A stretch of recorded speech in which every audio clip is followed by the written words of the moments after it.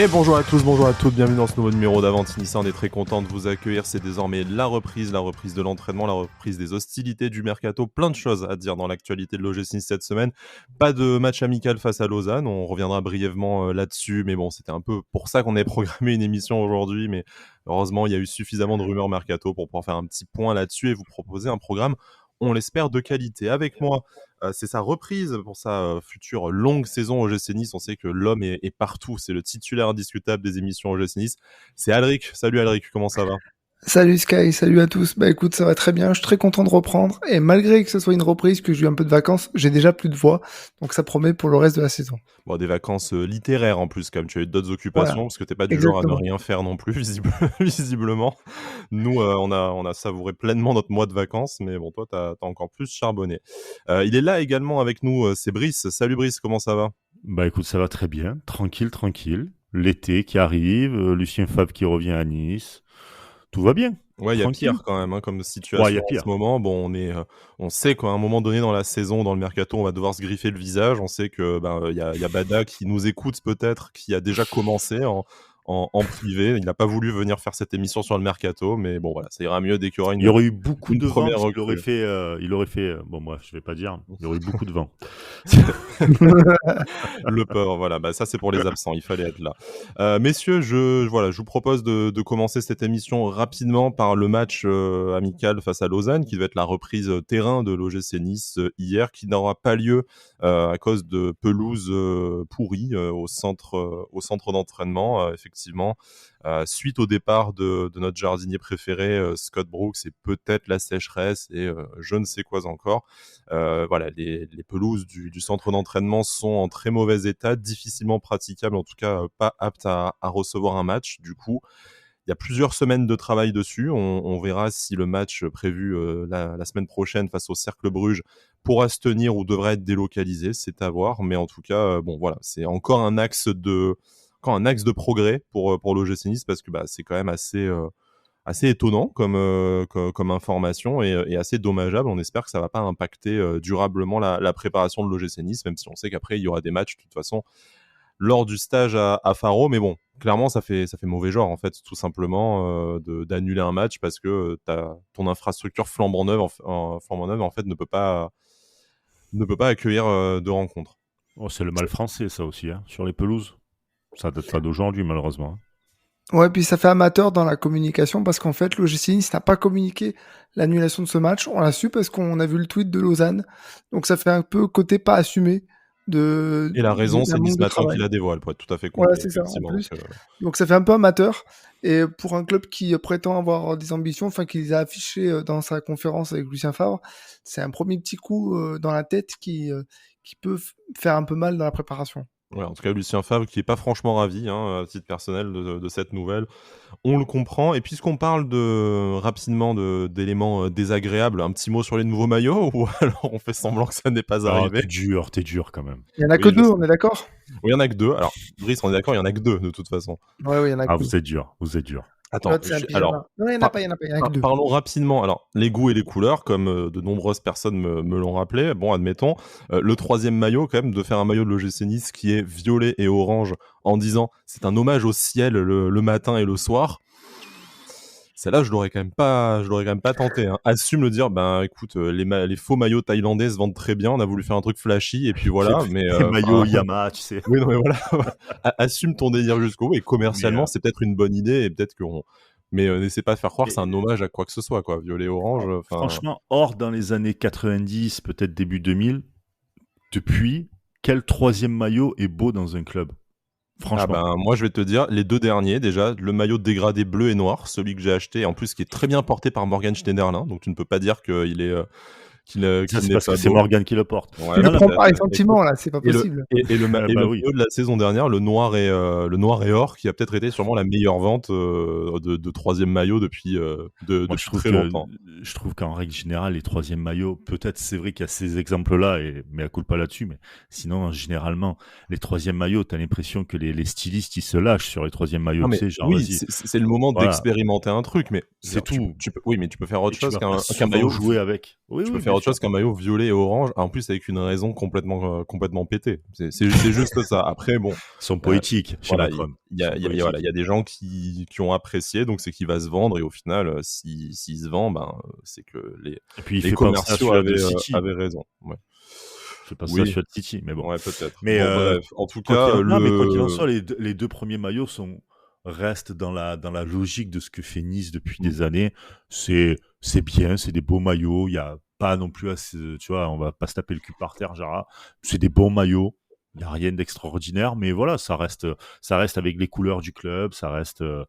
On Moi, je dirait trouve que le premier, il hésite entre deux saisons, celle de Patrick Vieira, la deuxième saison, et celle de l'année dernière, où il fait un oui. mix des deux. Tu te dis merde, je sais pas trop. nous, on un n'hésite peu pas. dégradé, mais pas trop. Ouais.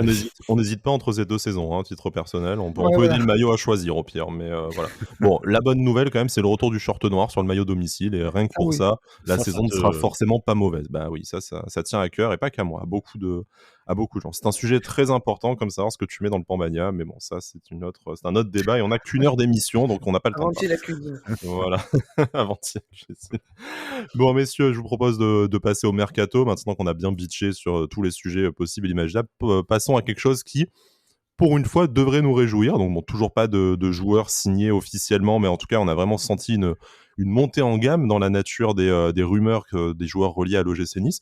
On va peut-être commencer par la fin, par un peu le dernier événement. C'est l'interview de Jean-Pierre River ce matin dans l'équipe. Donc merci pour la passe D à River et à l'équipe.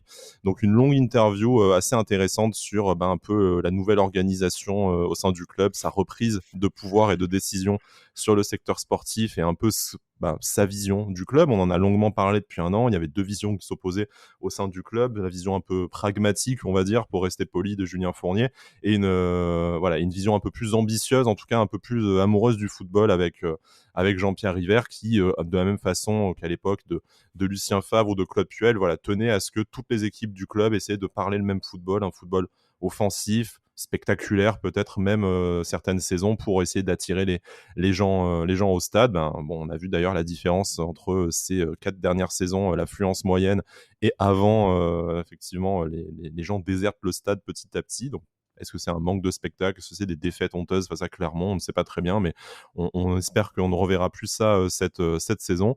Mais en tout cas, voilà, Jean-Pierre River reprend du pouvoir. On vous invite à aller lire cette interview. Nous, on a retenu quelques éléments, et notamment lorsqu'on lui pose la question sur les futurs investissements d'Ineos, qu'il l'avoue seront en hausse grâce un peu à l'assouplissement du fair play financier, qui se concentreront normalement autour de 3-4 joueurs pour renforcer l'effectif. Donc la première question, avant qu'on détaille tous les noms et tout ça, c'est: est-ce que pour vous, messieurs, 3-4 joueurs, c'est suffisant pour donner un nouvel élan et une nouvelle ambition à l'OGC Nice, ou est-ce que pour vous, encore une fois, ça laissera un petit goût d'inachevé, ça sera trop peu?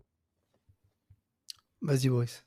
Je pense qu'il va falloir plutôt 5-6 à mon goût, mais parce que tu joues une Coupe d'Europe, après t'es pas sûr non plus de te qualifier pour l'instant, donc mais si tu joues la Coupe d'Europe, et vu le calendrier que tu as jusqu'à, on va dire, novembre, t'as intérêt à avoir un peu plus de recrues quand même, parce que tu vas jouer quasiment, on va dire, tous les 3 jours. Même si t'as un bel effectif, malgré tout t'as un bel effectif, Galtier ne te laisse pas non plus une équipe en ruine et tout, un champ de ruines. Tu as eu quand même le départ de Benitez, tu as quand même le départ d'Amavi, etc. Et tout ça, faut le combler, et puis doubler quelques postes. Donc, il va falloir vraiment, je pense, au moins 5-6 recrues. Mais déjà, 3-4 à faire dans le contexte actuel, où encore une fois, tu as une Coupe du Monde, que tu as certains joueurs qui veulent pas partir parce que y a un temps d'adaptation, etc. et tout, et qui veulent partir en Coupe du Monde et tout. C'est vraiment déjà très bien de faire 3-4 recrues, déjà de base. Tu cibles quel poste? Après, on passera la main à Alric, qui nous dira si on imagine la même chose. 3-4 joueurs en priorité, ça serait lesquels? Déjà le gardien, forcément. Les latéraux, obligatoire. Je mettrais peut-être un défenseur central, et ensuite je partirais sur l'attaque, vraiment, et les côtés. Ouais, donc largement au-dessus de 3-4 déjà là. Ouais, donc comme je t'ai dit, moi, d'accord. Non, 5-6, Ouais. ça suffit, parce qu'après, t'as quand même Alexis Claude Maurice qui pourrait aider. Thuram, on sait qu'il peut jouer à gauche, même si c'est pas son poste de prédilection, mais tu peux. 5-6, je pense que c'est bien, comme j'ai dit en tout début d'explication. 5-6. Alric, est-ce que tu es d'accord avec déjà le nombre et puis les priorités évoquées par Brice? Bah, déjà, moi, j'étais parti sur le fait de dire, c'est ce que j'avais répondu ce matin sur les réseaux, que 4 c'était un minimum, dans le sens où si tu fais 4 grosses recrues, elles peuvent combler, largement, le manque d'expérience des autres. Puis il faut pas Mm. oublier qu'au milieu de terrain, tu as tout plein de retours de prêt. Je pense à Lucas Daconia, je pense, à Alexis Trouillet, je Rouillet, pense ouais. au retour de Alexis Claude Maurice qui, devrait être opérationnel quand même cette saison, à moins qu'il se blesse une nouvelle fois. Après, j'avais oublié le gardien, effectivement, parce que moi j'étais parti pour cibler les postes de défenseur central, les latéraux évidemment, un poste en attaque, et j'avais dit un quatrième, je sais plus. Bref, j'avais fait voilà les quatre comme ça, puis j'avais oublié que Benitez était parti, donc je me suis dit oui effectivement il faudra peut-être 5 Mm. pour remplacer le départ de Benitez, donc minimum 4 et 5 ouais. Après 5 ouais, et puis après si on a un peu de marge, c'est pas du luxe parce qu'effectivement le rythme de la prochaine saison risque d'être très important. Et si en plus de ça, tu arrives à te qualifier pour la Conference League, forcément, tu auras besoin de faire tourner. Bien Messieurs, sûr. je me permets juste de vous relancer après là-dessus. Est-ce que, Brice en a un peu parlé déjà, mais est-ce que ça ne dépend pas aussi tout simplement des départs? Parce que on sait que même si on a les moyens on a vu quand même un petit loft en fin de saison dernière. Là, il y a également les retours de prêt, comme on disait, beaucoup qui se concentrent au poste de milieu offensif. Est-ce que tout simplement, tant qu'il n'y a pas de départ au poste d'ailier de milieu offensif, mais sûrement dans d'autres secteurs du jeu, est-ce que c'est pas difficile d'envisager de recruter ces 5-6 joueurs qu'on aimerait effectivement pour revaloriser l'effectif, mais il faut peut-être perdre un peu de gras, d'abord atteindre notre summer body avant d'essayer de prendre du surplus. Que je vous prends un exemple, par exemple au poste de milieu offensif. Donc on n'a pas parlé, mais admettons qu'on joue, je sais pas, en 4-2-3-1 sur cette ligne de 3. Tu vas avoir Alexis Trouillet qui revient, tu vas avoir Lucas Acuna, même si il a peut-être légitimement des envies d'ailleurs, et peut-être qu'ils seront reprêtés, mais bon, ça, ce n'est pas encore décidé en tout cas. Tu vas avoir Alexis Claude Maurice, tu vas avoir, donc on disait, Thuram Boudaoui qui peuvent toujours jouer sur les côtés. Tu as encore Calvin Stengs aussi qui doit être relancé, avoir la place que Gouiri aura aussi si jamais on joue à un seul attaquant avec Andy Delors en pointe. Donc, en fait, est-ce que tu peux vraiment te dire que tu dois recruter 2 ailiers, même si on le verra plus tard dans l'émission, l'OGC cible des joueurs, des milieux offensifs de côté, mais est-ce qu'en fait, tant que tu n'as pas fait un certain ménage dans ton effectif, ben 3-4, c'est le maximum sur lequel tu puisses aller. Et si c'est 3-4 titulaires en plus de ça, je trouve que ça renforce vraiment avantageusement ton Avec 11. l'expérience, ouais. Voilà, je prends aussi l'exemple du latéral droit. C'est bien sûr que Youssef Attal, on a du mal à imaginer pouvoir compter sur lui, mais tant que tu as Il Youssef faut un Attal départ, de toute façon, par et exemple, de Youssef Lotomba, Attal. voilà, et Lotomba dans ton effectif, tu vas peut-être pas en recruter un troisième. Est-ce que c'est pas ça qu'a voulu dire Jean-Pierre Rivers? En fait, là aujourd'hui, on peut se permettre 3-4 recrues en fonction des départs et des joueurs. Là où on a eu des manques et du changement de système tactique, mais par contre, sans qu'ils le disent, après, va y aussi avoir besoin de faire une profonde revue d'effectifs et que Lucien Favre décide Obligatoire. qui il a envie de garder. Et bon, on prend le cas d'Alexis Claude Maurice qui a vraiment tout perdu, lui, avec le passage au 4-4-2, qui était un peu revenu sous la mandature d'Adrien Urcea et qui, là, peut-être aura un peu plus de chances de s'exprimer que sous Christophe Galtier. Ouais, il y a forcément besoin de faire du ménage. Moi, je pense notamment, par exemple, à Youssef Attal. C'est pas pour rien que j'ai dit qu'il fallait recruter sur les latéraux. C'est que bah, déjà, il te manque un latéral à gauche parce que Jordan Mavi, tu le gardes pas et que Melvin Barr tout seul, ça pourra pas le faire. Et puis Youssef Attal, forcément, je le vois partir. Il faudra forcément dégraisser. Il y a des joueurs que tu ne peux pas te permettre de garder parce que trop souvent blessés, parce que pas assez de garanties. Après, pendant que je parlais des recrues tout à l'heure, je me disais, il faut se souvenir que Lucien Favre n'est pas homme à faire beaucoup tourner. Je sais pas si vous vous souvenez, en 2016-2017 ou en 2017-2018, on lui faisait souvent le reproche que il faisait pas beaucoup tourner, il utilisait toujours le même noyau de joueurs. Donc c'est pour ça que peut-être pas beaucoup de recrues, c'est aussi pour lui une manière d'apporter certaines garanties, d'avoir une équipe type qui va rester plus ou moins fixe. Ce qu'on reprochait à Galtier l'année dernière, on n'a jamais eu une seule équipe type. Et je suis curieux, c'est pour ça de voir un peu les profils qui vont être abordés pour créer l'équipe qu'attend Lucien Favre. Un dernier mot peut-être, Brice, ou pas, on est d'accord là sur la nécessité de voir des départs. Ah, ça va être obligatoire de toute manière. Puis tu as un nouvel entraîneur, donc forcément, tu as Ouais, t'as des préférences des pour. préférences, t'as une tactique mise en place. Est-ce qu'ils font partie de la tactique? Est-ce qu'ils comprennent bien aussi la philosophie de jeu? Euh, Comme je l'ai dit, c'est une saison qui est très particulière cette année. Donc là, à partir de août, c'est d'entrée de jeu. Tu démarres, quoi. Il n'y a pas de temps d'attente, etc. Tu vas enchaîner les matchs et tout. Donc Et comme tu disais, un barrage très important pour la suite de la saison qui arrive dès le mois d'août. Donc, voilà, exactement. Et puis même si tous les joueurs, ils vont devoir montrer ils ont leur place, etc. Donc tous ceux qui étaient comme ACM, comme Trouillet, comme Dacunia qui n'étaient pas au club et tout, ils vont vouloir se montrer. Je pense aussi à Dolberg, ça serait bien qu'il se montre un peu aussi. Enfin, pour le coup, il faut qu'il revienne de blessure, mais ouais. Oui, voilà, mais il Il faudra va qu'il peut-être empêcher un départ et une recrue devant, hein, mais bon, ça, voilà, donc, on a oui, le temps de voir d'ici le 31 août. voilà, non, mais c'est pour ça, je dis, à un moment, tu vas être obligé plus ou moins de le garder, donc il va falloir qu'il se montre à un moment donné, tu vois, et qu'il montre ses motivations, tout ça. Donc là, je pense que oui, il va y avoir de toute manière un tri qui va être fait. T'es pas à l'abri non plus que tu as des gros clubs qui viennent et qui balancent une certaine somme sur certains joueurs. Est-ce que ça sera vendu? Je sais pas. Mais en tout cas, voilà, forcément y avoir un tri qui va être fait du côté des départs. tu penses à qui quand C'est tu ça. parles de grosses sommes pour certains joueurs?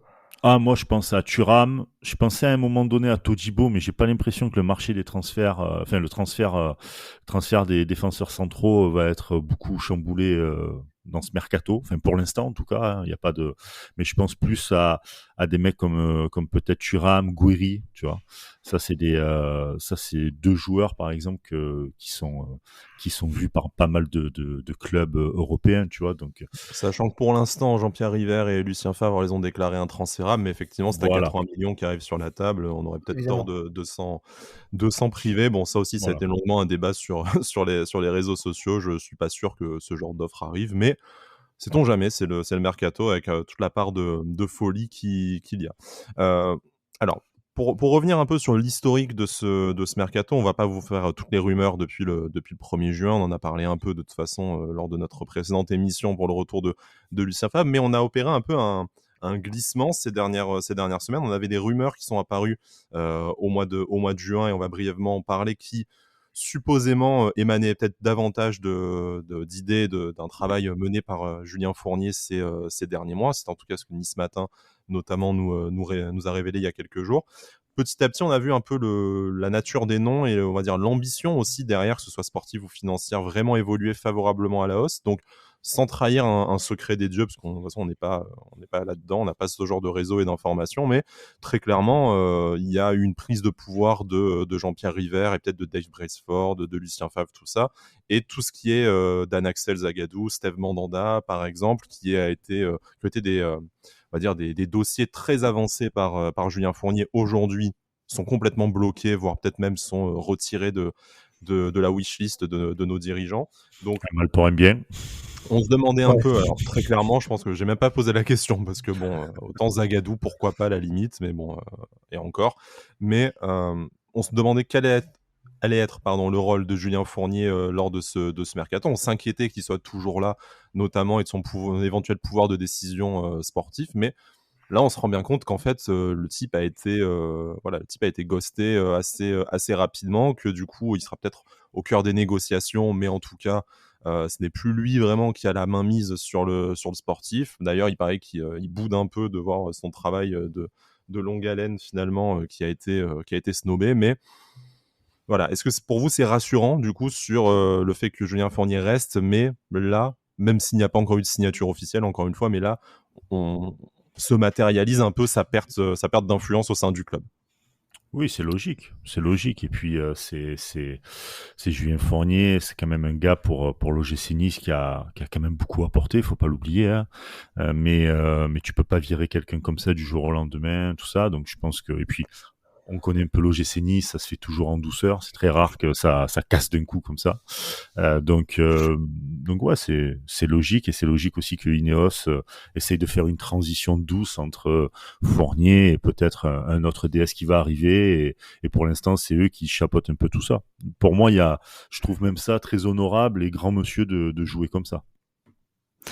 Oui, Jean-Pierre River l'a quand même répété pendant la conférence de presse avec Lucien Favre. Ça fait 11 ans qui collabore avec Julien Fournier, il va pas du jour au lendemain lui dire bon, merci, mais au revoir. Ouais, Ce sera voilà. un gros manque de respect pour tout le travail qu'il a fait. Et même si ces dernières années, on a eu tendance tous à le critiquer à plus ou moins fortement, faut reconnaître qu'il a des points sur lesquels il est fort. Il a quand même permis aussi avec son travail d'assainir les finances du club, même si bon, il a peut-être un peu croqué par-ci par-là, on sait pas, mais Évidemment, ça c'est normal. donc voilà. Mais non, bien sûr, il faut toujours avoir du respect pour le travail qu'il a fait. Maintenant, quand je vois les dossiers, enfin les rumeurs des dossiers sur lesquels il a travaillé, je me dis que c'est un mal pour un bien, un peu comme tu disais, parce que un dossier comme Mandanda, par exemple, c'est vraiment se foutre de la gueule du monde que d'essayer de recruter un tel joueur. Ouais. Oui, j'avoue.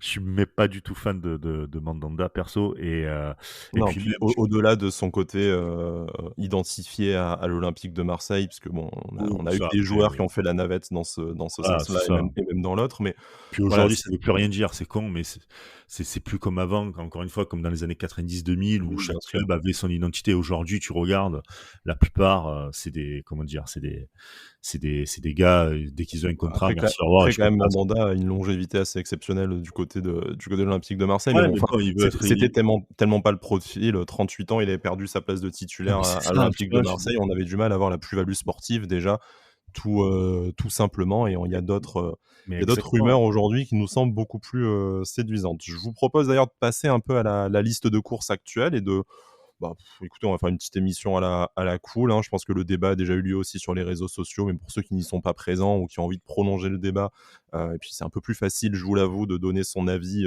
pendant 1 heure d'émission qu'en 280 caractères sur Twitter ou un emoji de travers, et ça peut partir très, très, très loin. Mais voilà, je vous propose de commencer par un autre nom qui avait été évoqué au moment de la liste des courses de Julien Fournier, même si je pense que celle-ci appartient déjà à Lucien Favre et à Jean-Pierre River. C'est Oussem Aouar, le milieu de terrain de l'Olympique Lyonnais, qu'on ne présente plus. Du coup, Oussem Aouar qui serait sur le départ, j'ai envie de vous dire un peu comme tous les ans. On sait que c'est assez compliqué pour lui depuis ses velléités de départ. On en parlait notamment du côté de Liverpool, je crois, il y a 3 saisons, quelque chose comme ça.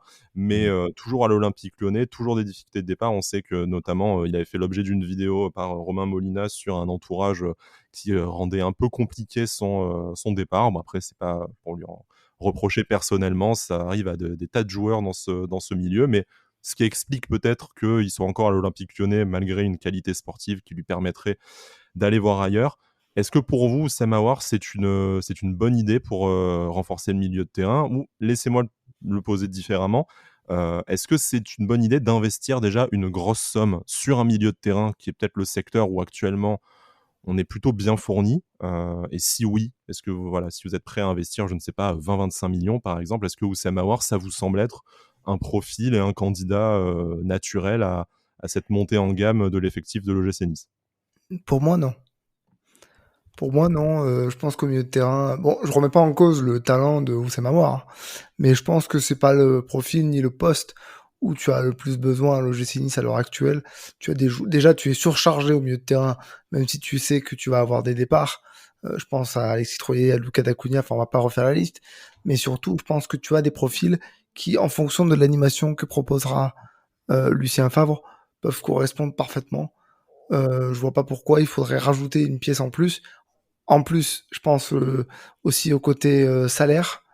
Pas sûr qu'il accepte d'avoir un salaire plus bas peut-être que celui qu'il a à Après, Lyon. c'est vrai qu'on a parlé beaucoup d'indemnités de transfert, tout ça, et pas de masse salariale. De toute façon, il va falloir aussi que la masse salariale augmente à l'OGC Nice si Oui, on oui, veut mais avoir on pourra pas, davantage Oui, oui. d'ambition. pourra pas investir n'importe comment. On regarde déjà quand on s'est posé la question pour Justin Kluivert que on était assez nombreux à vouloir à vouloir qu'il reste, pardon. Mais le truc c'est que le salaire posait problème. Et aujourd'hui, on sait que c'est une composante importante. Donc moi, pour Oussem Aouar, non, je suis pas forcément pour. Ouais, 310 000 euros mensuels, pardon, hein, d'après les informations de l'équipe, ça en ferait effectivement le plus gros salaire Ouais, de, ouais. de l'OGC Nice actuellement, en dessous quand même des 350-400 000 euros qu'on versait à Justin Kluivert ou auparavant, notamment à Mario Balotelli. Donc ça resterait quand même un peu plus raisonnable que certaines pistes, notamment en Angleterre, qui gagnent ça par semaine. Enfin, tu vois. Ouais. Mais bon, effectivement, ça en ferait déjà le plus gros salaire de l'histoire de l'OGC Nice si jamais il y avait, enfin, de l'effectif actuel, pardon, de l'OGC Nice, s'il y avait s'il y avait venue de Oussem Aouar et maintien de son salaire. Brice, Sans je peux te couper, pardon. Oh non, il n'y a pas de souci. Et sans les joueurs, tous ces joueurs que tu as au milieu, on aurait pu dire oui, parce que footballistiquement parlant, même si pour moi, depuis le Final 8, il s'est arrêté de jouer, j'ai l'impression en tout cas, mais bon, je pense qu'il y a d'autres paramètres qui font qu'il a plus du tout envie de jouer à Lyon, mais ça reste quand même un putain de joueur de foot, ça respire, ça pue le foot quand il a la balle au pied, mais t'as tout ce qu'il faut, voilà. Clairement, tu as tout ce qu'il faut au milieu pour le moment. Ça sert à rien de rajouter. Tu vas pas faire, tu vois, tu parlais des clubs anglais, tu vas pas faire comme certains clubs anglais qui empilent les uns sur les autres les joueurs au milieu, en attaque et tout, et qui ont, je sais pas moi, qui ont 8 attaquants, 9 milieux, etc. C'était totalement 5 joueurs sous contrat, enfin, des trucs. Ouais, voilà, ça sert à rien. Manchester City, qui a l'équipe C, qui peut remporter le titre en Ligue 1. Donc voilà, c'est bon. Ah, mais tu vois, c'est ça. Donc, ça ne sert à rien. Et puis même, tu vas casser peut-être même une dynamique avec certains joueurs qui sont là depuis un moment. Je pense à des Thuram, je pense à des Rosario, etc. et tout. Voilà. Aouar, ça aurait été cool il y a peut-être l'année dernière, tu vois, quand il n'y avait pas encore Rosario, quand Thuram, on savait pas trop s'il allait vraiment exploser, etc. Je pense que là, c'est une piste qui est morte dans l'œuf, quoi. Clairement. Alors, pour faire un petit peu l'avocat du diable, je sais pas si on peut dire que c'est le diable Oussem Aouar non plus, le pauvre, mais on va quand même changer de système tactique. Il y a une petite chance qu'on se mette à jouer en 4-3-3, donc on aura peut-être des besoins aussi un peu accrus au milieu de terrain. Il y a peut-être des départs qui sont à prévoir. On parlait de Mario Lemina, même si c'est vrai que c'était aussi pour une question de désentente avec Christophe Galtier, mais si on passe à 3 au milieu, est-ce qu'au final on est tant armé que ça, quantitativement peut-être, qualitativement, je suis désolé Brice, mais voilà, Morgan Schneiderlin aussi qui est petit à petit sur le départ, Hicham Boudaoui dont on a du mal à savoir si son avenir se situe vraiment dans l'axe à l'OGC Nice, mais s'il y a un ou deux départs au milieu de terrain, ce qui je ne l'annonce pas, mais ce qui est plausible, on va dire, à défaut de probable. Est-ce que pour vous, Oussem Aouar, dans ce cas-là, ça serait une recrue avantageuse, on va dire? J'ai bien compris qu'en fait, c'est Ouais. pas Tout dépend des départs, en fait. un des postes prioritaires, et on revient à ce qu'on disait au début. En fonction des départs, ça peut être intéressant si tu te rembourses une partie du transfert, d'investir là-dessus. S'il te manque des joueurs, oui, là pour l'instant, là maintenant quand on en parle, il n'y a pas de départ prévu, il n'y a rien de tout ça. Donc pour le moment, si demain tu perds le miser, Mina au Rosario, miser tu sur pourras un te joueur. poser la question. D'accord, ok. Bon, je comprends bien, effectivement, et ça fait pas partie peut-être des 3-4 joueurs ciblés en priorité par Jean-Pierre River, en tout cas des 3-4 postes. Mais voilà, après, il faudra voir aussi combien ça coûte, hein. On parle de 20-25 millions d'euros aujourd'hui, mais on sait que l'Olympique Lyonnais a beaucoup de mal à lui trouver une porte de sortie. Au final, il y a beaucoup de contacts, mais ça n'aboutit jamais. Donc, est-ce que on n'aura pas une nouvelle fois un joueur de l'Olympique Lyonnais en solde? C'est possible aussi. Donc voilà, avoir les opportunités de marché. Il y a un poste par contre qui est, je pense, une priorité absolue, et ça c'est tout le monde qui le pense face un peu au déficit qu'on a vu sur les ailes la saison qui vient de s'achever. C'est voilà le poste d'ailier. Donc on a pas mal de noms qui sont déjà sortis. Il y en a deux cette semaine qui ont beaucoup agité notre communauté et la presse plus généralement. C'est le Nantais Moses Simon et le joueur du Shakhtar Donetsk israélien Manor Salomon. Je vous propose de commencer par le joueur nigérian du FC Nantes. Donc, on a parlé d'une offre de l'OGC Nice aux alentours de 10 millions d'euros, une offre qui aurait été refusée par la direction nantaise, qui en attendrait pas moins de 15 à 20 millions d'euros. Alors, je vous propose de séparer ces deux informations. D'abord, la piste, sportivement, ce que vous pensez de l'apport potentiel d'un Moses Simon à l'OGC Nice, et ensuite, jusqu'où on peut aller éventuellement, et est-ce que, à votre avis, c'est une opération qui serait intéressante et raisonnable à la fois pour l'OGC Nice cet été? Moi, je pense que oui, il suffit de voir ces matchs contre l'OGC Nice la saison dernière pour se dire ouais, effectivement, c'est un bon joueur. Statistiquement, il est pas loin d'avoir fait mieux, je pense, que même Justin Kluivert, même si ce dernier a été longtemps blessé. Et puis après, là où ça me fait tiquer, c'est la deuxième information, c'est peut-être le prix qu'en demande le FC Nantes. Alors je veux bien qu'il a gagné la Coupe de France, on se souvient très très bien, mais 20 millions, ça me paraît beaucoup. Voilà. Mais après pour la piste, ouais, carrément. La piste, moi je suis d'accord aussi avec Alric. C'est un très bon joueur qui connaît la Ligue 1, donc tu en as besoin aussi. Sachant encore une fois que la Coupe d'Europe, t'es pas encore sûr de la jouer parce que c'est un tour préliminaire, donc autant cadrer tes joueurs pour avoir l'expérience Ligue 1. Et donc Moses Simon en fait partie. Après le prix, je vais rien dire sur les Nantais parce que je me suis fait défoncer la gueule pour la finale. Oui, c'est vrai. Avec l'histoire du RERB, mais à un moment donné, je veux bien, mais ça reste un bon joueur de Ligue 1. 15-20 millions, ouah, enfin, 15-20 millions, généralement, c'est des très bons joueurs en Ligue 1. Pour moi, en tout cas. Voilà. Alors, on va un peu peser le pour et le contre. Le pour, c'est quand même que c'est un joueur qui est déjà assez expérimenté en Ligue Bien 1, bon, sûr. qui est aussi expérimenté sur la scène internationale avec la sélection La sélection. du Ah ouais, bien Nigeria, sûr. effectivement. Mais tu as quand même déjà plusieurs saisons avec le FC Nantes. Globalement, ces 3 dernières saisons, il tourne à une moyenne aux alentours de 6-8 buts et 6-8 passes décisives. Donc, c'est quand même des stats qu'aucun de nos ailiers Honorable, ouais, n'a produit la saison bien sûr. dernière, et ça fait longtemps qu'on n'a pas eu ça. 26 ans, donc en plus de ça, tu peux encore espérer une marge de progression également. À large, ouais. Voilà, c'est sûr que ce n'est pas un nom clinquant, comme on en parlera après. Jean-Pierre River a bien envie de ramener, c'est pas ça qui te ramène des gens au stade. Mais en attendant, tu sais qu'en fait, avec lui, tu auras des performances stables et Honorable. puis plus qu'honorables même, et qui Honorable. t'apportera immédiatement quelque chose sportivement, contrairement à beaucoup de jeunes joueurs que tu as empilés ces dernières saisons dans l'espoir que quelque chose se développe, et pas toujours avec succès malheureusement. Mais là, a priori, c'est une histoire de sécuriser un peu. Je vois ça un peu comme tu as fait, comme quand tu as fait venir, je sais pas, un Mario Lemina, ou peut-être même un Andy Delors. Tu vois, tu prends un joueur qui connaît depuis plusieurs saisons la Ligue 1, et même un peu l'étranger pour Mario Lemina, qui a quelques dizaines, quelques centaines de matchs derrière lui, et dont en fait tu sais T'as pas quelles besoin de vont être t'adapter, ouais. ses performances. Tu n'auras pas forcément de très très bonnes surprises, encore que pour Andy Delors, ça peut encore se débattre effectivement, mais tu n'en auras pas de mauvaises non plus. Donc effectivement, sans être clinquant, à peut-être un tarif raisonnable autour de 8-10 millions d'euros au final, c'est un peu le prix de n'importe quel joueur offensif maintenant. À Oui, voilà. 15-20 millions, il y a peut-être mieux à faire, effectivement.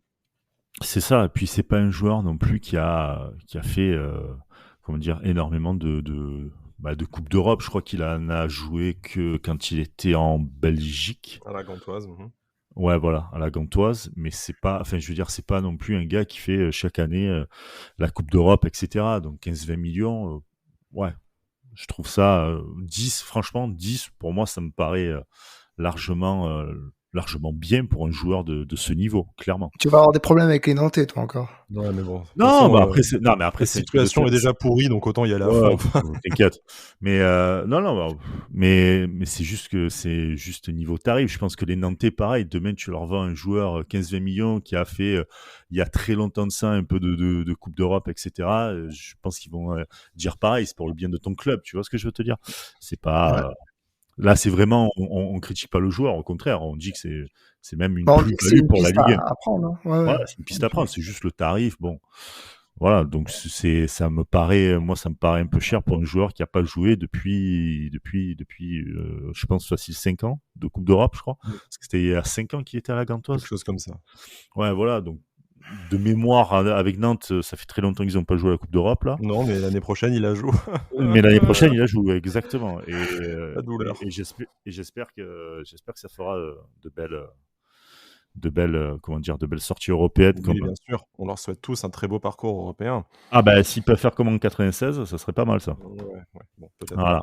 Voilà. Qu'est-ce que je voulais vous demander d'autre? Oui, par contre, il y a une autre question sous-jacente, parce que vous savez que j'aime bien aller un peu fouiller, surtout quand il s'agit de foutre la merde. Mais par contre, admettons, l'opération se fait autour de 10-12 millions d'euros. On est très content d'accueillir ce joueur à un tarif qui nous semble un peu plus raisonnable que les exigences de la famille Kita, effectivement. Mais est-ce que pour vous, du coup, Moses Simon a la capacité en fait d'être titulaire dans cette équipe de l'OGC Nice, avec les ambitions annoncées par Lucien Favre, jouer le podium dans les 2 ans, les ambitions annoncées par Jim Ratcliffe et par Jean-Pierre River? Ou est-ce qu'en fait, ça serait un joueur, on va dire, de complément, sachant que, encore une fois, si on repart sur ce système en 4-2-3-1, ben, tu auras peut-être besoin de 4 joueurs au potentiel titulaire pour la ligne de 3, et que, comme beaucoup d'ailiers, de milieux offensifs, même s'ils préfèrent jouer à gauche, il a la capacité un peu de jouer à ces 3 postes. À ces 3 postes de la ligne offensive, du coup, se dire, tu recrutes, enfin, tu essaies avec ce que tu as et ce que tu vas recruter d'avoir 4 joueurs qui ont le niveau pour être titulaire, et lui, en fait, il serait dans cette rotation plus davantage que titulaire indiscutable. Actuellement, il est là, maintenant, sans autre recrue ou comparaison avec peut-être des joueurs qui pourraient venir un peu plus expérimentés. Il est titu, mais 100 fois Bien dans sûr. cette équipe. Il est titu 100 fois. Mais après, il faudra voir déjà lui ses performances avec le club, avec Favre, s'il vient. Et puis, il faudra voir aussi la concurrence, c'est-à-dire si tu n'as pas des joueurs plus expérimentés qui vont venir, qui auront un meilleur background que lui, c'est tout. Et puis l'émulation qu'une arrivée comme lui peut créer, je pense par exemple à un joueur comme Alexis Claude Maurice, qui a quand même besoin d'avoir quelqu'un devant lui qui lui mette un peu la pression, parce que Alexis Claude Maurice, il faut qu'il revienne à un niveau correct, il faut qu'il montre qu'il en a encore sous le pied. Enfin, je veux dire, il y a quelques saisons, je faisais partie de ceux qui disaient que c'était un futur crack en devenir. Enfin, le crack, il a fait vraiment crack, mais dans le mauvais sens, quoi. Ouais, Donc, malheureusement. Après, il a il a pas besoin. trop été aidé par Patrick Vieira, puis Christophe Oui, non, mais Galtier complètement. pour Et puis il s'exprimer. s'est blessé à plusieurs reprises, tout ça. Mais voilà, je pense qu'il y a besoin à ce poste-là d'avoir des joueurs confirmés en Ligue 1, parce que même si on a recruté Andy Delors, même si on a recruté l'année dernière Mario Lemina, on manque, je trouve, d'expérience vraiment en Ligue 1 pure, parce que encore une fois, la Conference League, c'est pour l'instant qu'un barrage. S'il faut, à la fin de l'été, tu la joues pas à la Coupe d'Europe. Par contre, si tu veux te faire une vraie saison, tu as besoin d'avoir des joueurs confirmés en Ligue 1. Et à l'heure actuelle, comme le disait Brice, oui, sans autre recrue, Moses Simon, il peut tranquillement s'installer sur un côté. Et je veux bien croire que Alexis Claude Maurice puisse jouer sur un côté sous Favre. Si encore plus de ça, il a de la concurrence sérieuse qui va l'obliger à faire ce qu'il faut pour revenir à un bon niveau. Oui, de la même façon, Calvin Stengs aussi, dont on attend beaucoup avec l'arrivée de Exactement. Lucien Favre après une saison extrêmement Exactement. décevante. C'est sûr que si jamais en fait Moses Simon se fait mettre sur le banc par Claude Maurice ou par Calvin Stengs, ça veut dire qu'on aura eu une excellente surprise pour ces 2 joueurs dans Bien leur sûr. développement sportif, et Et ça sera du bon. on demande que ça, effectivement. Mais bon, de la même façon qu'en fait, on a eu ce débat des centaines de fois dans l'émission, hein, mais la concurrence, ça a aussi un intérêt. Et si on peut éviter un peu cette espèce de concurrence par la loose qu'on a eu au poste de numéro 9 cette saison, au final, pendant 9 mois, il s'est changé la place parce qu'il plantait pas de but. Donc bon, au final, après, Andy Delors a pris ses responsabilités, a mis tout le monde d'accord. Mais bon, effectivement, c'est peut-être bien de pas avoir la même situation qu'on a eu sur les côtés l'année dernière, où en fait, tu t'essayais un peu tout sans jamais que ça fonctionne totalement, ou en tout cas sur la longueur. L'autre piste au poste d'ailier, toujours de milieu offensif polyvalent, c'est Manor Salomon. Donc c'est l'attaquant, le milieu offensif polyvalent du Shakhtar Donetsk, l'attaquant israélien du coup, qui était pisté et qui était quasiment sûr de s'engager avec Fulham, le club londonien. Malheureusement, le deal semble avoir capoté ces dernières heures. Pourquoi ? Parce qu'en fait, vous n'êtes pas sans savoir qu'il y a la guerre en Ukraine, hein, forcément, et sans faire de géopolitique, vous savez que depuis le printemps, ça permet aussi aux joueurs, d'après un nouveau règlement FIFA, de pouvoir partir en prêt, de pouvoir casser leur contrat gratuitement avec les clubs russes et les clubs ukrainiens pour aller ensuite, s'exprimer dans un championnat, dans un championnat plus occidental, en dehors de la zone de guerre en tout cas. Et en fait, Fulham, en vertu du nouveau règlement, en tout cas de la prolongation de ce règlement qui a eu lieu le 1er juillet 2022, essaierait tout simplement de récupérer Manor Salomon en prêt gratuitement, plutôt que d'investir 6 ou 7 millions d'euros, ce qui avait été la somme évoquée pour un accord ces dernières semaines. Nice s'est engouffré dans cette brèche en disant, nous, pas de problème, on met 10 millions d'euros sur la table pour acheter son contrat. Et du coup, forcément, je pense que le Shakhtar a un peu plus envie de récupérer 10 millions d'euros que des pruneaux. Donc du coup, reste maintenant à convaincre le joueur. On sait que des négociations ont eu lieu, notamment par téléphone avec son agent dans la semaine qui vient de s'écouler. Le joueur se laisse le temps de la réflexion. Il attend peut-être aussi de voir s'il n'y a pas d'autres offres qui arrivent de Première Ligue, là où il rêve d'évoluer. Il y a également eu des pistes en Allemagne avec Francfort qui peut lui proposer la Ligue des Champions. Bref, ça va être difficile pour l'OGC Nice de proposer en tout cas un projet sportif supérieur à la Première Ligue. Il y a des clubs qui jouent une Coupe d'Europe plus élevée que la Conference League et qui sont sûrs de la jouer en plus au passage, pour rappeler. Mais on s'est définitivement engouffré dans cette brèche. Il y a moyen, les négociations ont lieu, donc à voir si ça amènera au bout. Mais en tout cas, même chose, ça semble être une piste un peu plus intéressante que celle qu'on évoquait par le passé, puisque c'est certes un très jeune joueur, hein, je crois qu'il a 22 ans, il me semble, de mémoire, mais il est international israélien, il a déjà joué la Coupe d'Europe avec le Shakhtar Donetsk, pas n'importe quelle Coupe d'Europe et pas avec n'importe quel club en plus. Donc est-ce que ça serait pas un peu un bon mélange entre joueur expérimenté, mais quand même avec une forte marge de progression? C'est un peu toujours l'équilibre qu'on cherche à trouver, parce que lui, visiblement, pourrait apporter quelque chose immédiatement. C'est pas non plus un joueur d'avenir, mais il pourrait très bien aussi exploser, avoir sa première vraie expérience dans un championnat majeur, avec l'OGC Nice, et en plus de ça, apporter aussi quelque chose directement en Coupe d'Europe, parce que la scène européenne, c'est quelque chose qu'il connaît bien. Personnellement, je le connais pas, moi, Manor Solomon. Donc, je vais pas juger le joueur, je le connais pas du tout, je suis pas le Shakhtar tous les week-ends. Par contre, de ce que j'ai pu lire, de ce que de ce que j'ai pu voir un petit peu sur les réseaux, ça a l'air d'être un joueur vraiment, vraiment intéressant, qui mélange un peu, comme tu disais, à la fois l'expérience et la jeunesse. Donc, tu donnerais limite raison à notre ami Julien Fournier qui dit qu'on peut être jeune et expérimenté, ce qui m'avait fait exploser de rire l'année dernière. Mais visiblement, c'est possible. Donc voilà, pourquoi pas. Effectivement, j'ai cru voir dans la presse que Lucien Favre avait vraiment craqué sur ce joueur et qu'il en avait fait un petit peu la priorité au poste. Pourquoi pas? Après, je connais pas plus que ça le joueur. On a un gars, Ilan, dans la commu qui lui essaie de faire un peu le forcing aussi pour que le joueur vienne à l'OGC Nice à sa manière, hein, mais non, pourquoi pas? Je sais pas. Ça montre déjà l'ambition et la crédibilité de l'OGC Nice sur un marché de transfert. Donc ça déjà c'est à noter et bravo pour le coup. Et puis si ça arrive, comme tu disais, c'est un jeune joueur qui a de l'expérience. Donc t'achètes un joueur qui va t'apporter une véritable plus-value, qui a déjà fait la Coupe d'Europe, qui peut même t'aider à vraiment aller en Coupe d'Europe et à te qualifier. Donc franchement c'est là, comme ça, sur le papier, c'est tout bénef.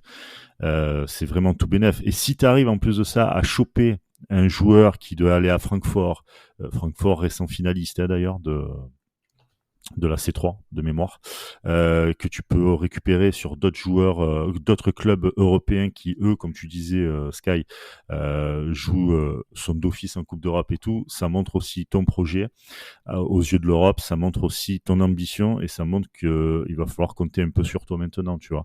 C'est con à dire, mais c'est comme ça que tu commences à te faire une crédibilité. T'envoies un message en tout cas sérieux en disant sur le marché des on est là, transferts, quoi. on est capable de battre Voilà. des clubs qui sont Voilà. mieux armés que nous financièrement ou sportivement en tout cas. Exactement. Et puis ça montrerait aussi à tous les Niçois que Ineos est enfin derrière le club et arrive à dire les gars, c'est bon, on arrive à faire on arrive à faire venir des joueurs qu'on n'aurait pas pu avant, quoi.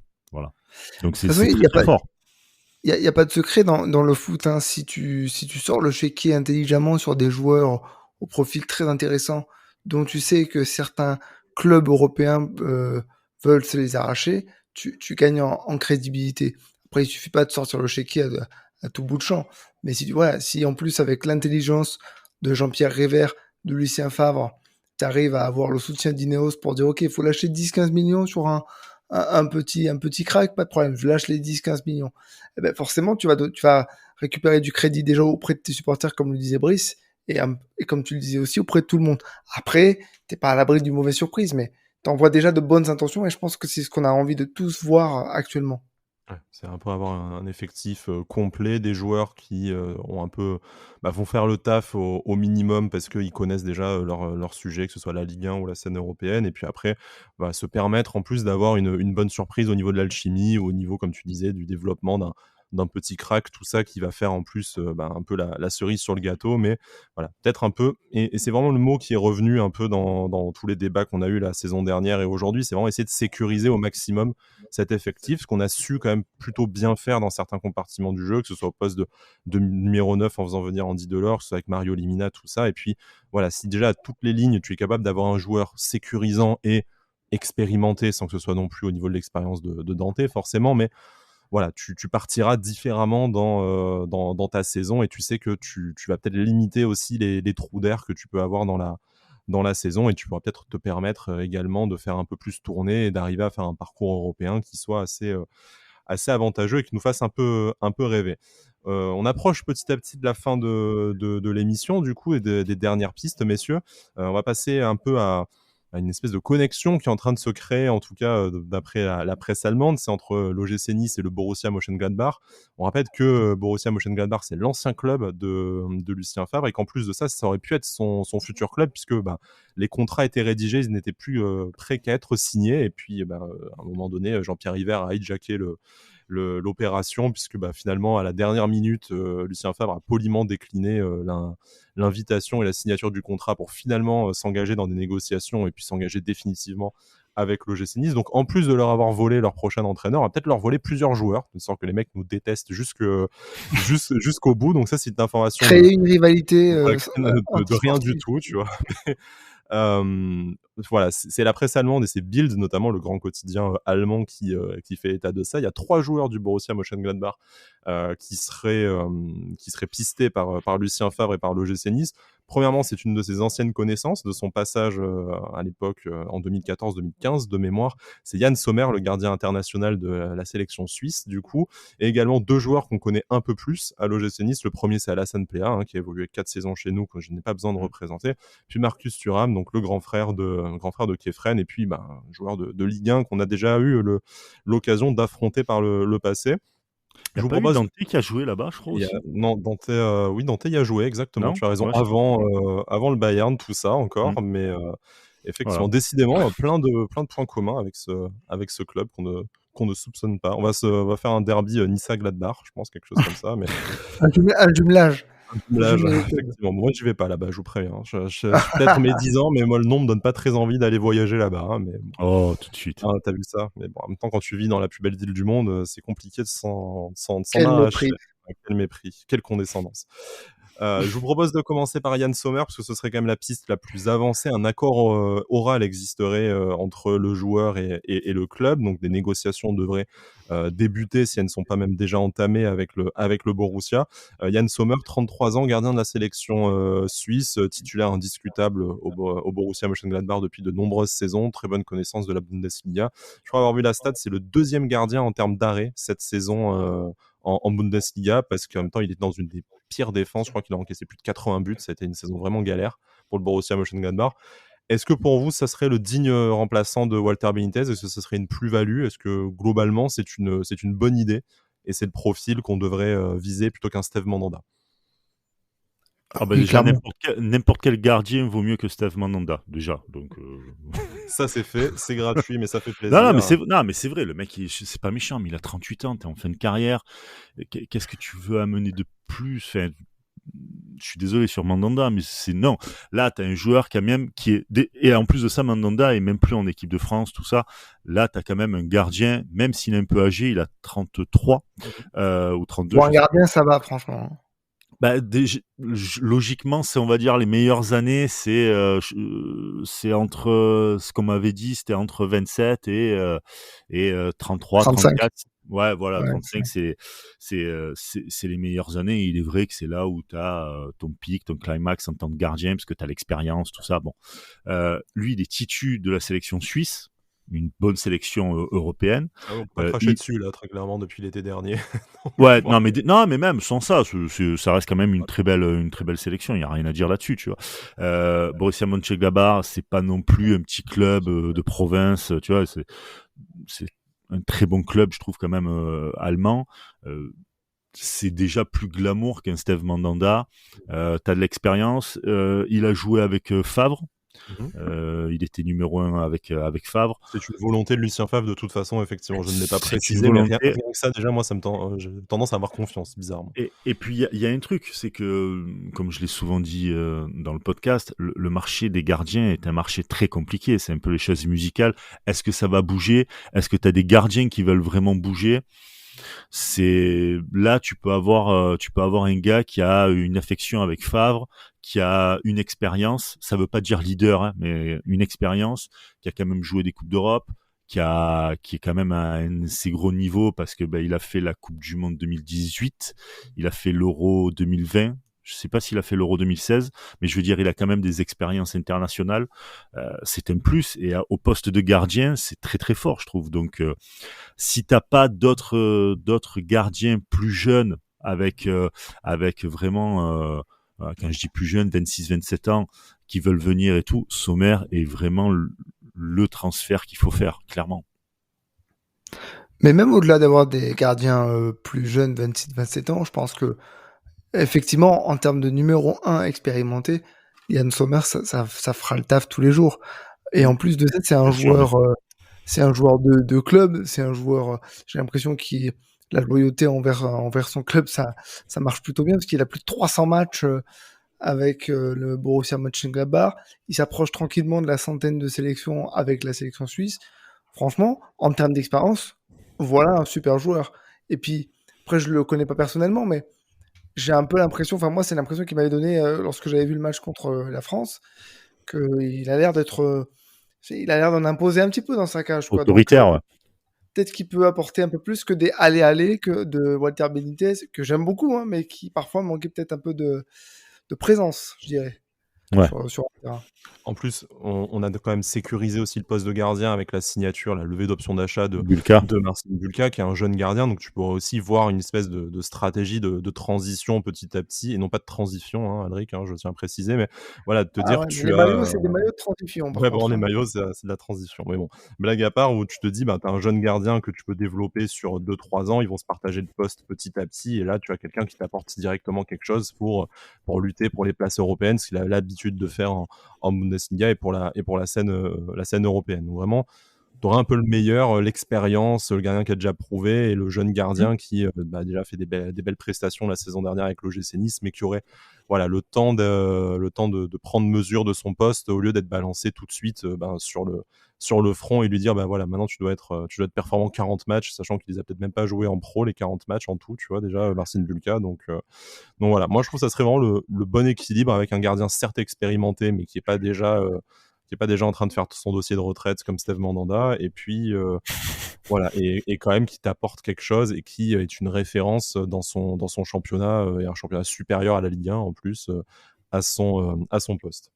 Et puis si je dis pas de Exactement. bêtises, alors c'est peut-être une info en bois, j'en sais rien, mais il me semble que je l'ai lu, qu'il avait été en 2018 élu meilleur gardien de la Bundesliga par un magazine sportif.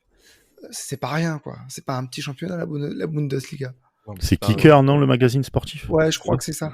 C'est Kicker. c'est pas un petit gardien en tout cas, et ça fait, Non, non, bah, ça clairement, ça fait c'est dingue. plaisir de Après, s'associer à ce genre de joueur. bah oui, encore une fois, ça montre aussi voilà, l'évolution du club, vers quoi ils veulent tourner et tout. Et juste tout à l'heure, quand je disais des gardiens de 26-27 ans, c'est pour voir l'avenir comme ça a été avec Benitez, Bien sûr. avec d'autres gardiens. Hein. C'est pas genre Yann Sommer. Non, si Non. tu peux avoir Yann Sommer, tu le prends clairement. Franchement, Mais tu fais un contrat de 2-3 ans, oui, voilà, c'est ça. rien de honteux, quoi. Franchement, il y a strictement rien de honteux. Et je rappelle que il y a une très forte possibilité que Nice joue une Coupe d'Europe. C'est la Conference League. C'est quand même, on l'a vu l'année dernière, c'était quand même une compétition un peu relevée tout de même. C'est pas comme l'Intertoto il y a des années de ça. Donc, il te faut quand même, le poste de gardien doit te ramener des points en championnat, mais aussi en Coupe d'Europe et te sauver. Et Yann Sommer l'a fait notamment. Alors, j'ai pas vu tous les matchs de Mönchengladbach. Hein, Cette saison, ça a été un des principaux artisans ouais. du maintien, du coup, parce que malheureusement, la saison a Ouais. mal tourné, et c'est davantage le maintien que les places européennes que Gladbach Voilà, et a joué. c'est quand même lui qui a évité le pire, malgré tout. Et avec la Suisse, faut se rappeler je crois que c'est Ramos. Je crois qu'il arrête les pénaltys de Ramos de mémoire. Et il arrête aussi le pénalty de Kylian Mbappé. Donc c'est des gars, tu vois, sur qui tu peux Ouais, c'est compter surtout quand avec même. la sélection suisse que moi il m'a impressionné Oui, aussi, ouais. ouais, Peut-être ouais, qu'il ouais. aurait arrêté le penalty de Ludovic Blas. Pardon, mauvais souvenir. Bref, passons rapidement. Donc, un des principaux Il aurait peut-être giflé Stéphanie Frappard, on ouais, sait c'est pas. vrai. Aussi, un des principaux artisans du maintien de Mönchengladbach. Du coup, il y en a deux qui sont dans une situation un peu plus délicate là-bas, qui sont un peu plus poussés vers la sortie. En tout cas, c'est Marcus Thuram et Alassane Plea. Marcus Thuram, on en a un peu parlé, donc bon, s'il y a quelque chose à ajouter, n'hésitez pas.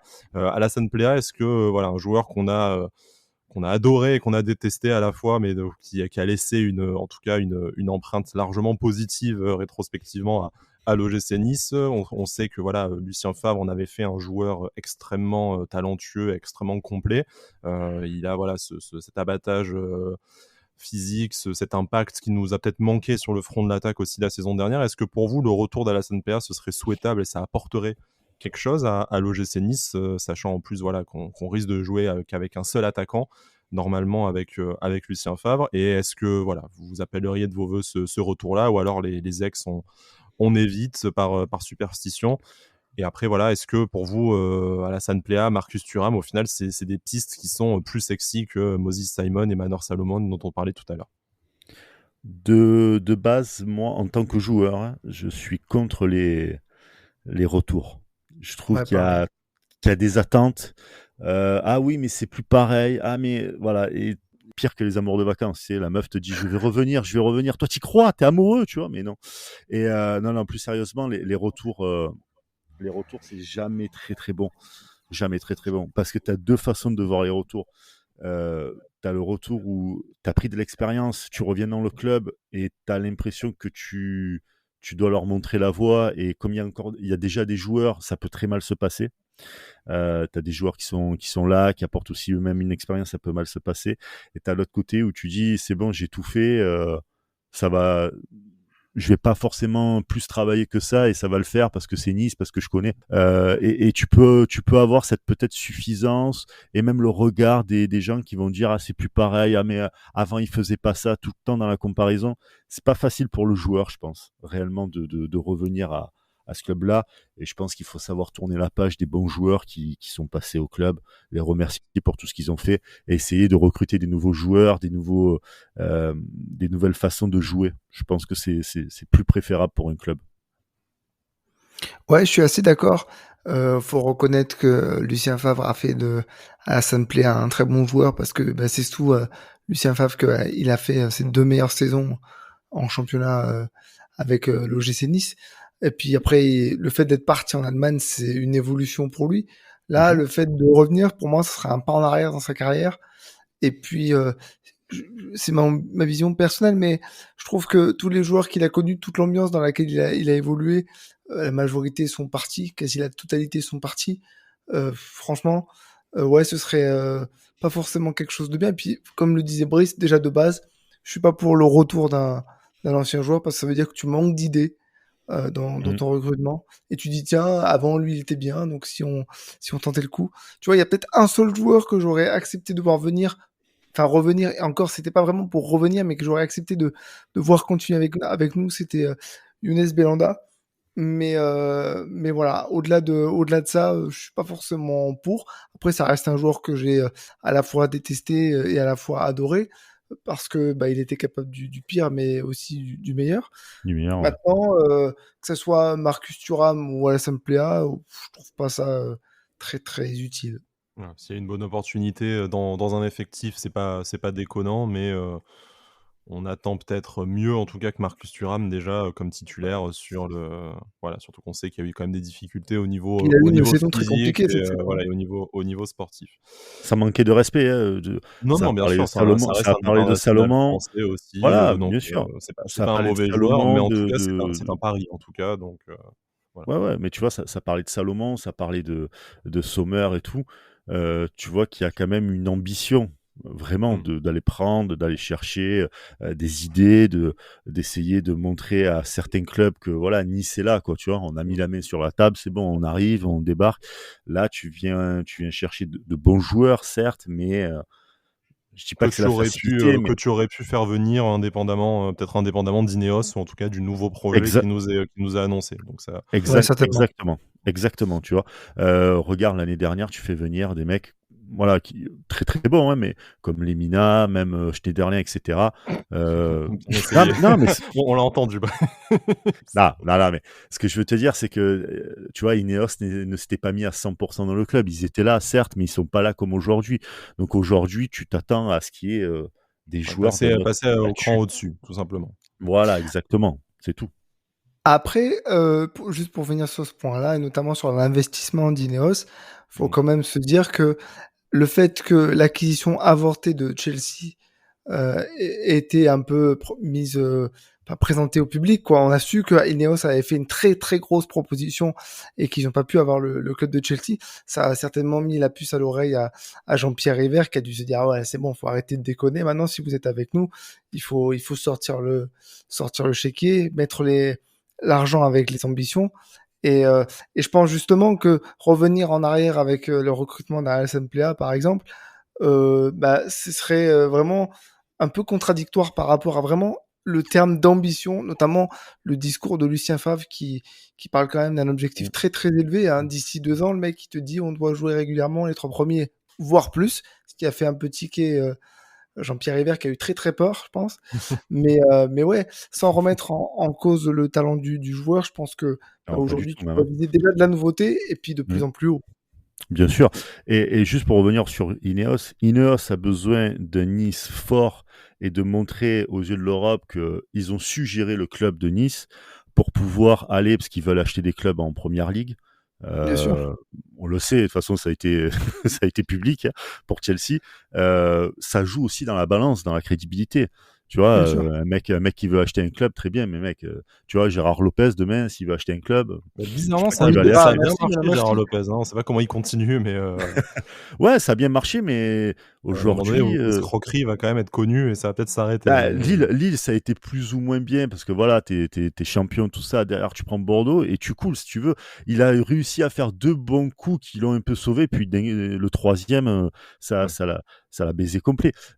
Ineos, si demain, je pense qu'en termes de crédibilité, t'as la Formule 1, t'as la voile, t'as le cyclisme où tu gagnes assez souvent. Mm. Club de foot, pour l'instant, t'as rien gagné. Ouais. Donc, si tu veux acheter un club de foot en première ligue, sachant que c'est un vrai pays de foot en Angleterre, ils vont forcément regarder tous ces trucs-là, même si t'as l'argent et tout, tu vois. Mec, si t'as pas réussi avec, Oui, surtout si tu as envie de cibler Chelsea ou Manchester United. Après, si tu prends Crystal Palace, c'est sûr qu'au final, c'est tu fais différent, 12e peut-être. chaque année, c'est très bien. Mais bon. Voilà, c'est peut-être différent, mais mec, quand tu vas, je sais plus combien de milliards il a voulu poser sur, 5 milliards. 5 milliards. 5 milliards, voilà, 5 milliards sur Chelsea. Euh, Si derrière, tu arrives, je vais poser 5 milliards sur Chelsea, j'ai un projet, regardez ce que j'ai fait en Formule 1, dans la voile, dans le Mm. cyclisme et à Nice. À Nice, qui était un club, qui était un bon club, mais j'en ai fait Mm. devenir un club top 3 pendant 5 ans, top 3, et qui regarde dans les yeux le PSG, qui regarde dans les yeux certains clubs européens. Ah voilà, d'un coup, c'est plus la même. Hein. Mm. Ah Sachant bah qu'on ouais, prend, Je carrément. pense qu'ils ont on besoin. prend volontiers 10% des 5 milliards pour le l'OGC Nice. Il n'y a pas de souci. Ça va. Voilà, y a pas de problème, Jim. Hein, on ne sera pas aussi gourmand que ça. On termine un peu cette émission sur une dernière piste. Bon, ça sera bref, mais j'ai bien envie d'avoir votre avis quand même, parce que ça a été un peu tué dans l'œuf pour le coup par Nice Matin et par l'équipe. C'est la piste menant à Edinson Cavani. On sait que c'est un vieux rêve de Jean-Pierre River. Ça fait pas plusieurs saisons qu'on en parle plus ou moins sérieusement du côté de l'OGC Nice, mais voilà, c'est un joueur que Jean-Pierre River a toujours voulu essayer de ramener à l'OGC Nice. On connaît son célèbre dicton à Jean-Pierre River pour le mercato. Quand on me dit que c'est impossible, j'aime bien les regarder. Il a déjà prouvé par le passé, notamment en faisant venir Mario Balotelli à l'époque, que impossible, lui n'était pas tenu en tout cas. Edinson Cavani, a priori, ça devrait être compliqué. Lui n'a pas très envie de revenir en Ligue 1. Il a d'autres contacts actuellement. Après, on sait que ça peut se décanter au courant du mois de juillet ou du mois d'août si les autres pistes de Cavani s'évanouissent. Mais est-ce que pour vous, dans l'idée où finalement le joueur voudrait bien venir, est-ce que c'est une addition qui serait intéressante pour l'OGC Nice, à la fois médiatiquement et à la fois sportivement, évidemment? Non. Médiatiquement. Et pour les maillots. Ouais. C'est sûr Mais que ça c'est tout. aiderait peut-être à vendre le maillot Ah oui. violet et orange. Non, je disais pas ça pour faire en Le mec plus. lâche rien. Non, mais en termes de vue, encore une fois, image, marketing et maillot, mec, t'as quand même un gars qui a marché sur la Ligue 1 pendant des années, meilleur buteur du PSG, Naples, Manchester United. Donc, tu vois, c'est très fort, titulaire indiscutable de la sélection uruguayenne et tout. C'est juste dingue, ça, en fait, tu vois, d'avoir ça, de pouvoir faire revenir un joueur comme ça en Ligue 1 qui plus est à Nice qui a toujours été un club assez audacieux. Tu parlais de Balotelli, mais on peut rajouter aussi Dante, on peut rajouter aussi Belanda, bon Schneider, même si ça a pas... ouais, mais même si ça a pas marché, mec, Fallait t'as le fait faire. venir Schneider, fallait le faire quand même. Schneider était Le vrai pressenti pour Ballon être d'Or 2010. Pardon. C'est voilà, encore. Disons exactement, les termes. exactement. Exactement. Donc voilà. Mais après, sportivement, en face, tu as un Delors, tu as Guiri, bon, tu as Dolberg. Je sais pas ce que peut t'apporter un Cavani. Non, mais je sais pas ce que peut vraiment t'apporter un Cavani, sachant que tu as un Delors qui est tout feu tout flamme. Il a fini la saison où c'est lui qui portait quasiment l'équipe et tout. Sportivement, je suis pas. Et puis pour avoir suivi quelques matchs de Manchester United, je suis pas. Il sort d'une saison compliquée avec 2 buts, pas mal de blessures. Donc bon, on sait Des qu'après blessures, un oui, attaquant comme ça, et ça les ne meurt blessures. jamais vraiment. Mais bon, Non, ça meurt pas et ça peut t'aider pour certains matchs. Lagnac, espèce de grinta, j'aime pas dire ça, mais ce côté-là où ça lâche pas, etc. Ce qui est pas le cas de certains attaquants de l'OGC Nice, Dolberg.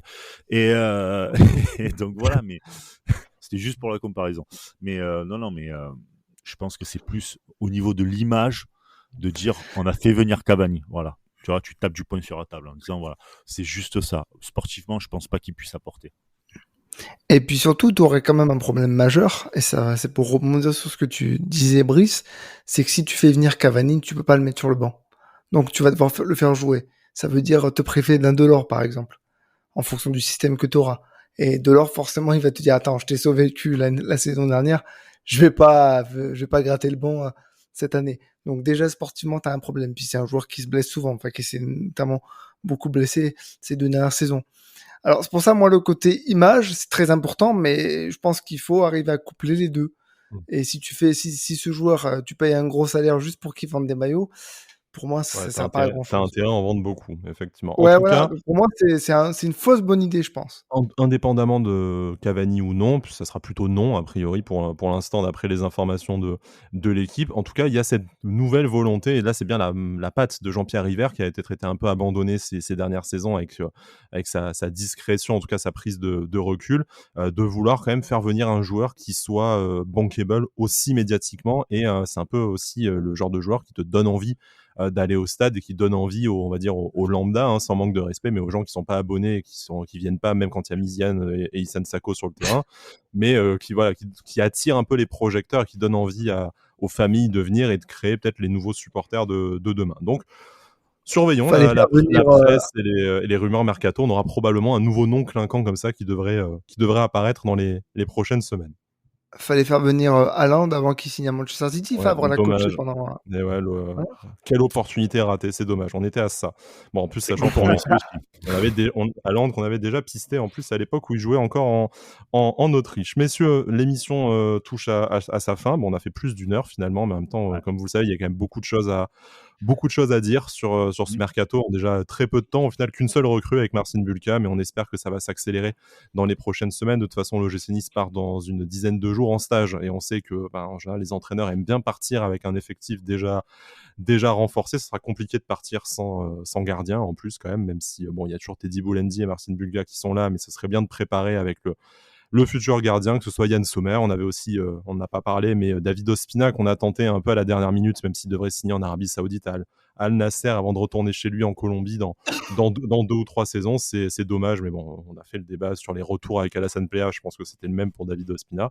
Mais voilà, on continue un peu à couvrir le mercato avec notre ami du club Pancho. Du coup, on vous retrouve, enfin, je vous retrouve avec Pancho sur notre chaîne Twitch Sports Content FR mercredi soir, le 6 juillet, pour notre épisode Nissa Manager. Sur notre Twitter, on vous a demandé ces dernières semaines un peu vos recrues idéales avec 8 joueurs pour environ 80-100 millions. Donc vous avez déjà fait beaucoup de suggestions, hein, que ce soit Kepa, dont on avait parlé la dernière fois, aussi côté gardien, Angelo Fulgini, Abdou Diallo, le défenseur central du Paris Saint-Germain. Enfin voilà, vous avez donné beaucoup d'excellentes idées. On va débattre là-dessus. Lui, de son côté, a préparé également avec une précédente émission une petite liste. Et ben, on va lancer une partie de Football Manager et on va voir si on arrive à être aussi fin négociateur que l'était Julien Fournier, si on arrive à voilà, passer un cap dans ce projet Ineos. Je laisse le mot de la fin à Brice. Oui, parce qu'on parlait aussi tout à l'heure des départs. Eh bien, moi, je vais acter mon départ d'Avantinissa. Voilà, l'aventure va s'arrêter pour moi dans quelques minutes. L'aventure au micro, évidemment, mais pas l'aventure à la production, et essayer de vous faire une très belle émission chaque semaine avec toute l'équipe. Mais voilà, j'ai décidé de quitter l'émission parce qu'on a démarré de ça en 2019 avec Bada. Et il voulait faire une émission sur Nice et bizarrement moi aussi. Et voilà, tout s'est très bien, on s'est super bien entendu. Et il n'y avait pas beaucoup de Niçois, il y avait Bada qui voulait faire l'émission avec nous. Mm. Je le salue évidemment. Vous êtes devenus évidemment des amis, vous, puis tous les autres de la commu qui m'avaient accepté. Je peux vous dire que j'avais beaucoup d'a priori sur les Niçois, on va pas se mentir là-dessus, mais vous m'avez tous accepté et tout, et je vous en remercie énormément, un peu d'émotion là, parce que c'était un de mes premiers bébés de chez Sport Content. Et voilà, là, il y a aujourd'hui plein de Niçois. Je pense évidemment à Alric qui est là, il y a Pancho, tout ça qui vont rejoindre l'émission. Et voilà, il est temps pour moi, en tant que Marseillais, de laisser la place à des purs Niçois, de venir parler de votre club de cœur.